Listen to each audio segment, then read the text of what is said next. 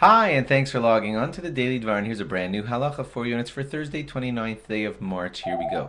Some of you probably already know that throughout the entire month of Nisan, we won't be reciting Tachanun, and that's because that's a prayer of supplication, begging for forgiveness, and we kind of sort of don't do that during the month of Nisan, which is so festive. It is considered so festive because it has the holiday of Pesach inside of it. But here's the question that a lot of people ask. The month of Tishrei, 6 months ago, was a very festive month also. It had in it the entire holiday of Sukkot and Simchas Torah and Rosh Hashanah, and, well, I guess Yom Kippur didn't feel festive, but it's still a Yom Tov.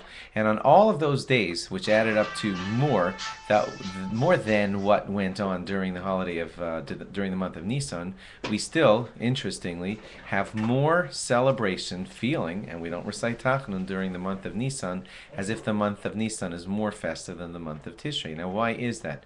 Well, it's for one reason that's not so well known by everybody. It is true that a ton of festivity happens in Tishrei, but here's the added thing that happened in Nisan, which makes it kind of like win out as the most festive month. And it is that during the inauguration of the initial temple that stood in the desert, for the first 12 days of Nisan, there was a special inaugurating sacrifice brought each day. Each day it was brought by one of the Shvatim, by one of the tribes of the 12 sons of Israel.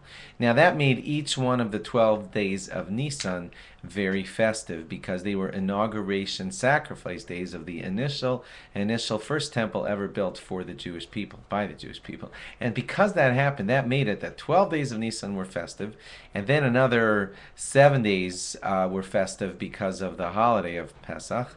8 when you count how we do it outside of Israel, and another one on Erev Pesach, the day before Pesach, because that's the day the actual Pesach sacrifice was brought. And when you count those 12 of the Shvatim of the tribes and their sacrifices, and you count the 7 or 8 days of Pesach and Erev Pesach, the day of the great festivity of the offering of the Pesach offering. When you count all that together, that makes for 12 and about 20 of the 30 days of Nisan, all spent in total festivity.